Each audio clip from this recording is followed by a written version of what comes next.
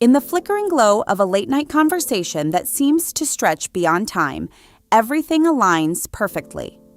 Laughter flows effortlessly. Eye contact lingers a second longer than it should, and for one intoxicating moment, the world narrows to just the two of you. Then, without warning, the message is slow. Plans dissolve into vague excuses. The person who once leaned in close now pulls back, leaving behind a hollow ache that feels strangely familiar. Most walk away, convinced they missed some obvious signal or simply weren't enough. Yet beneath that surface sting lies a hidden truth about human attraction, one that operates in the shadows of the mind, shaping every connection before we even realize it has begun. Attraction is not the random spark we imagine. It is a precise, often unconscious calculation, driven by needs we rarely name and patterns forged long before the first hello. At its core, attraction begins as a silent recognition. The mind scans for cues that whisper safety, excitement, or resolution to something unresolved within us. Psychologists have observed that what we call chemistry is rarely pure chance. It emerges from a blend of familiarity and subtle contrast. We are drawn to voices that echo tones we heard in childhood, to gestures that mirror our own without copying them exactly, to stories that somehow fill the gaps in our own narrative. This is not coincidence. It is the brain's ancient mechanism for seeking belonging, wired through years of observing how connection once meant survival. When someone's laugh rises and falls in rhythm with ours, or their ambitions brush against our unspoken dreams, the pull feels electric because it promises completion. Yet this same mechanism can mislead. The very traits that ignite initial interest often carry the seeds of later distance, because the subconscious does not seek perfection. It seeks the echo of what it already knows. Consider how quickly the spark can shift. One moment, the conversation reveals just enough vulnerability to feel profound. The next, a casual comment lands like an unintended boundary. Suddenly, the person who seems so open begins to measure their words. Texts arrive hours later, or not at all. What feels like rejection is often something far more intricate, an internal alarm sounding within them, not because of anything said or done, but because closeness has brushed against an old fear. Research in relationship psychology consistently shows that attraction thrives on a delicate balance of availability and mystery. Too much certainty flattens the emotional landscape. The brain, craving the dopamine rush of anticipation, loses interest when every response becomes predictable. This is why the early stages of dating so often follow a rhythm of pursuit and retreat. One person leans forward, the other instinctively steps back, and the dance begins. Neither may understand that they are replaying dynamics they learned long ago, when love felt conditional or fleeting.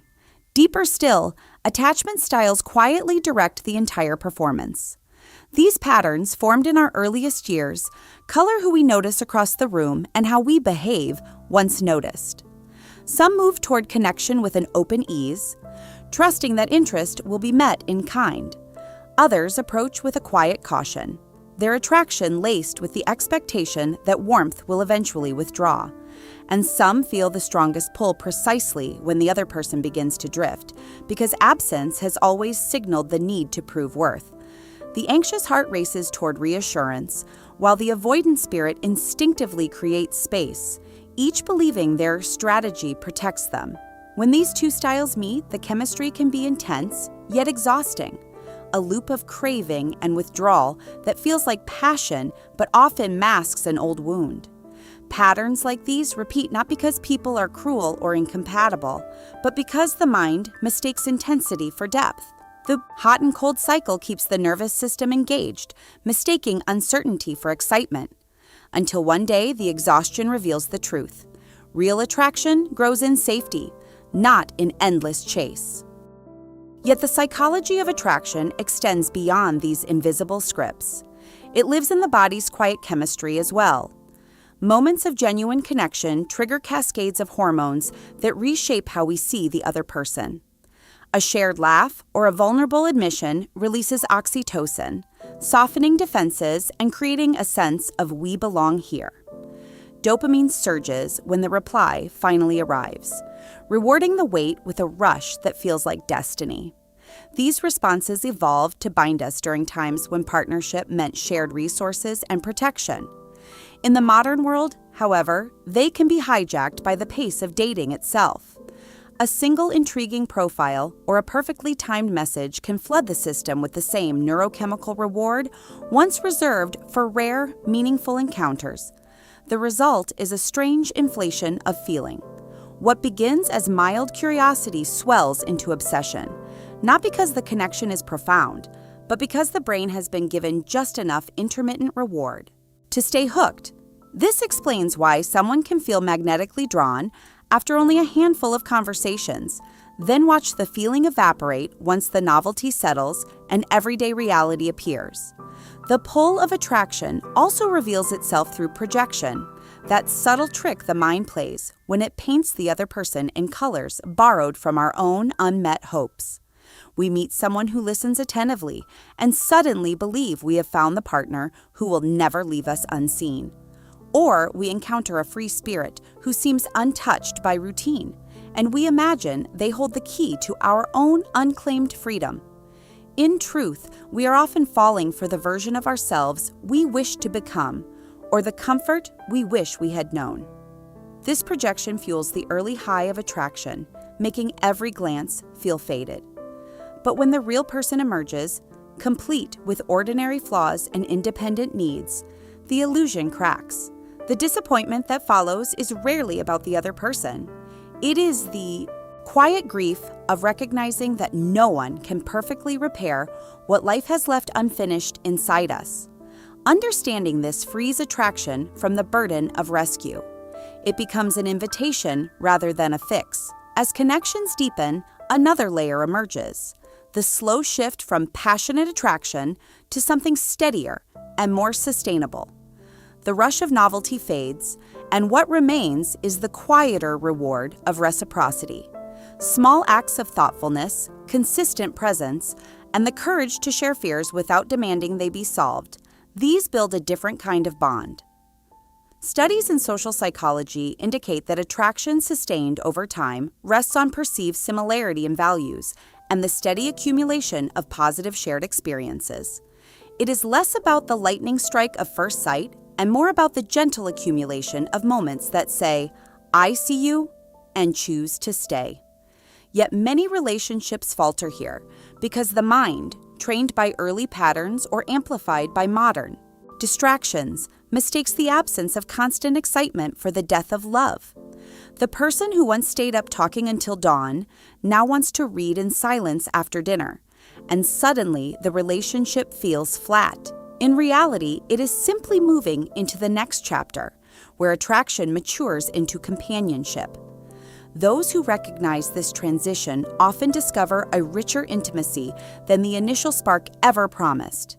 Even the way we communicate carries hidden psychological weight. A text that arrives too quickly can signal eagerness that feels smothering to someone wired for space. A deliberate pause before replying can create intrigue or anxiety, depending on the receiver's inner map. These micro moments are rarely discussed, yet they shape entire trajectories. One partner interprets silence as disinterest, while the other views it as respect for independence. Without awareness, small misunderstandings harden into emotional distance.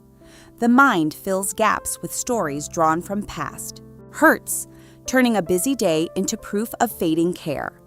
Attraction, then, depends as much on interpretation as on intention. Learning to pause and question our assumptions before reacting can preserve connections that might otherwise dissolve in misunderstanding. In the landscape of contemporary dating, these ancient mechanisms encounter new pressures.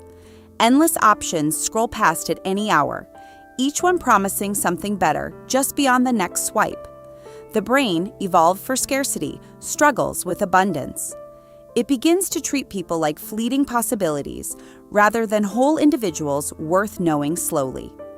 The fear of missing out quietly erodes the patience required for attraction to root and grow. Yet the same psychology that makes modern dating feel overwhelming also offers a way through. When we slow down and choose presence over perfection, when we allow curiosity to replace judgment, the old patterns lose their grip. Attraction becomes less about finding the ideal match and more about creating the conditions where two real people can actually meet. Beneath every layer lies a final, liberating insight. The psychology of attraction is not a force that happens to us. It is a mirror reflecting back our own inner world. The people who captivate us reveal what we value, what we fear, and what parts of ourselves still long to be known. By observing the pull without immediately surrendering to it, we gain the rare ability to choose rather than react. We learn to distinguish between the thrill of unresolved tension and the warmth of genuine compatibility. We stop chasing the high of uncertainty and start cultivating the steady ground where trust can flourish. Attraction, understood this way, stops being a mysterious lottery and becomes a skill of self-awareness and quiet courage. In the end, the person who seemed to vanish after that perfect evening was never the complete story. Their retreat was not a verdict on your worth, but a chapter in their own unspoken narrative. The same holds true when roles reverse. Every moment of connection or confusion carries information about the hidden architecture of human longing. When we stop asking only why they pulled away and begin wondering what this pattern reveals about our shared humanity, something shifts. Relationships move from a search for flawless chemistry to a practice of mutual understanding. Love, in its truest form, is not the absence of difficulty, but the willingness to navigate its psychology together. Those who carry this awareness into their next conversation, their next glance across the room, enter the dance with clearer eyes and steadier hearts. They no longer mistake intensity for destiny or silence for failure. Instead, they recognize attraction for what it has always been, an invitation to know ourselves more deeply while daring to be known by someone else. And in that recognition, the hidden patterns lose their power to surprise and begin to illuminate the way forward.